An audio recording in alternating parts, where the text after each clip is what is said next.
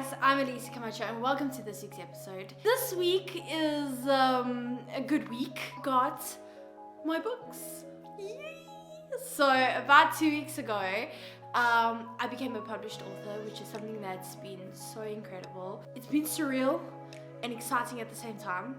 And so I got my special edition printed copies this week, and I'm really looking forward to people reading the book and sharing their thoughts with me and letting me know what they think and if they like it, if they don't like it. Well, I thought that this week would be a good week to go through some of my favorite poems, give you a little bit of indication as to what my thought process was and how I wrote it, because 100 years from now, when they're studying my work, I want them to be able to go to YouTube and see this video and be like, oh, that's what she meant. And I'm gonna give you a little bit of an inside scoop as to what I meant. So this is, okay, mine is the pink taggies. This is the book. So we're gonna start with the first poem, and it's practically on the first page. This is poem number 1 that I really liked. This poem I wrote a while ago. And this poem was written just after I lost someone really important to me. They passed away. And during this time, it was like seeing so many people want to be friends with this person. It like angered me a little, the way that people like reacted, and I think it was just my way of dealing with the situation, because I'd lost one of my closest friends. So the poem goes, everyone wants to be best friends with the dead. Sometimes people are nicer to someone when they're gone than what they are when they were here. Then the second poem comes from page 15. I learned this one the hard way, and in varsity you'll learn a lot about people and how people go through things in their lives and how they deal with it. And for me, it was an eye-opener for seeing how other people deal with things, and an eye-opener for me and how I deal with things. Basically, if the person is not willing to start from within, then no change is ever going to come about. You are not going to break down the walls of people who won't let you in. They are too high and too wide for them to even see you. It must start from within. The third poem comes from page 23. Now, God has always been a cornerstone in my life, and while him and I have a rocky relationship, I think it's because I ask too many questions, we somehow always manage, to find common ground. But one of the most surreal and strange things for me to understand is why people won't believe that someone died for them. I think it's hard for people sometimes, and we look for saviors in other things and in other people, in humans, even though we make mistakes. But here is literally a person who gave up everything and loved us humans so much that they died for us. And obviously they rose again. Yay. But I just find it fascinating how people reject that notion, So the poem says, people want a savior, but they don't see the man on the tree that died for you and me. So this next poem is about love. I'm yet to experience a true love the way I've described it over here. But for me, I've seen a lot of people in love, and that's so beautiful. When you see two people who truly love each other, and you can't think of a better pair, and you're like, great, I love it. But there is one specific couple that, even though I was never around to experience that love that they had for each other, just the fact that I can see how much they loved each other through photos means that their love wasn't just contained in them too. It was like a vibration, and you can even see it in their eyes, and you can see it in the photos. And I know it sounds crazy and insane, but it's genuinely the most honest kind of love that I've ever seen in my life. The people I'm talking about are my grandparents, my mom's parents. The poem goes, I don't believe in love at first sight, but I believe in soulmates, and the moment a soul has found its home, it knows. This next poem is on page 49. This one is, so I've always been honest about my lack of relationships and lack of love life. I have in the past I've had people come up to me or say to me that they like me, and quite honestly, I've always just seen them as a friend, or I never thought of them in that way. And I guess this is how people feel when I tell them that I like them. They're probably like, yeah, we're just friends. The poem reads, never be with someone because you feel sorry for them. Be kind, but do not lie and mess with their minds. You don't want to string them along, and for me, it's always better to set someone free if you don't like them. I think that's why I always tell my crushes that I like them, so that it's kind of like a release, Once you tell them, they can be like, it's not going to happen. You can be like, great, just needed to hear that. Now, this next poem that I'm going to be reading to you guys, this is one of, I think my top 3 poems. Or in my top 5, but it's almost at the top. And this one is written, I can't remember exactly when I wrote it, but I remember vividly the feeling that I got when I wrote it and why I wrote it.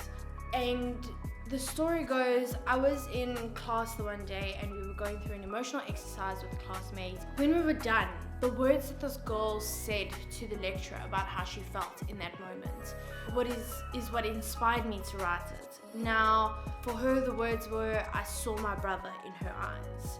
And for me, that struck me. I wrote inspired by him and her words. This poem is specifically about suicide, and about how we lose the ones that we love way before their time. If we could have helped them, if we could have taken their pain away or something like that, I think we would. Brother, come back. Please, I'm all alone. The day you were gone, nothing felt like home. I see your eyes in a girl's face. It's so great because I can picture your face. But shit, no wait, it's not real. Now she's going away and so is your face. I can't handle this taste, the blood runs from my face, and I just feel hate. Not at you, but at this place that you couldn't face. Because if I could see your face, I'd take your place. To have you live out your best possible fate. Because your heart's in the right place, but your body ain't. And these days are lonely, can I see your face?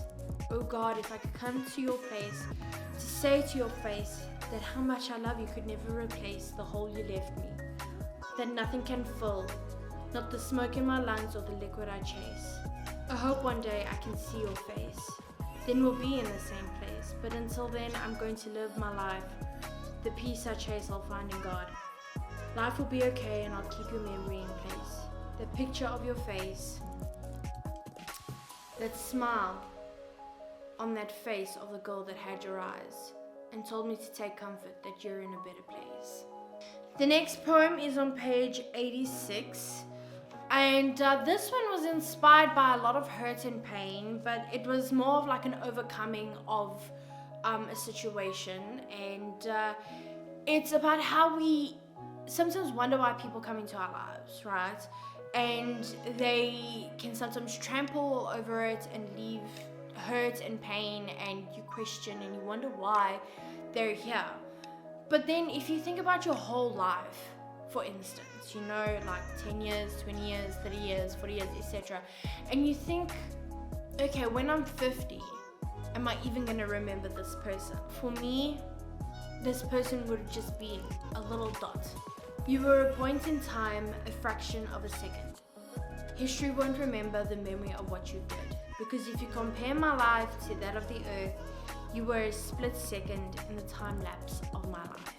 Next poem, this one is another one of my favorites. I wrote this because I had a crush on someone at varsity during my time in varsity. I had a very big crush on them. I had to think of it even now and back then. I know that it would never work out between us, but just the thought of the possibility, you always toy with the idea. Like sometimes you know that it's actually not good for you. So orange juice is good when it's in a glass and you're drinking it and it's sweet and it's refreshing. But then, when it spills over, it's messy and the pulp is everywhere and that's kind of gross and just it's not good. Don't go crying over spilled orange juice. The floor is sticky, but it's not for you. The time will come for you to find the one. I know it's hard, it seems impossible. Physical demands, physical attraction, to be touched and held, to be kissed and loved, to be told that you are the perfect one. Even in your shyness, even in your rage, even in your faults, even in your pain. You feel alone, desire prowls. The doors open that will slam you to the floor. Be gentle with yourself, don't break your own heart. Don't fall apart, you will find someone to beat with your heart. Orange juice.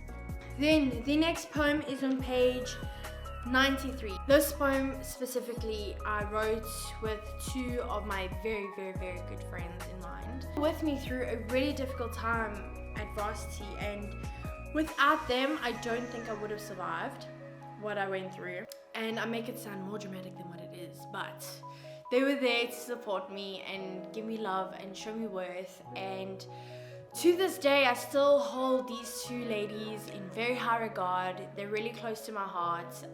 Even though we're always in different parts of the world, they are genuinely two of the greatest people I've ever met in my life. I wrote this poem thinking about the time, the one afternoon, I think we stayed for rehearsals, and it was cold outside, so we chilled in my car, and we were just laughing and just having so much fun. And I just look back and that memory is like scarred into my brain of just how much fun we had, and just that friendship that, you know, we were able to develop and grow so close. Friends, beautiful friends. The hurt doesn't count when the love pours out. I laugh till I'm crying, the happiness is flying. I feel comfort knowing who to confide in. And I'd be lying if I said I wasn't dying for something like this. The faces move, so does the moon, and I find myself smiling, feeling at peace. Because at least we got to feast on the treat that's sweeter than sweets. That is the true form of friendship, and it saved me from dying. I felt at peace. The last poem. This poem specifically, I wrote when I was a younger, I didn't write it when I was a younger self, but I think back on young love and missed opportunities and just bad communication. And I wrote this about someone that I knew, and right now I think they're happy, and wherever they may be, I'm sure they are happy. But I wrote this with them in mind because they were a big chunk of my life and how I felt and growing. And for me, I miss that because this was a person that I spoke to every day. This is a person that I confided in. This is a person that comforted me. If I ever thought that I would lose them, I didn't think I would. And so writing this poem and thinking back, would I've done things a little differently? Possibly. And how people impact you, and how they leave their mark. I met you when I was 13. Do you think I can meet you again? You're scarred onto my brain, and I've never been the same. You've moved on, and that's okay. Maybe not today, maybe not ever. But just so you know, I've loved you forever. That's charming. And every single poem is important to me, and I wish I could read the whole book to you, but then you wouldn't go buy the book. So I have put the links below in my bio of where you can go buy the book wherever you are in the world. Remember to like, share and subscribe to this episode. You can follow me on my Instagram, which is Alicia Camacho _official. Remember, you are awesome, you are great, and you are loved.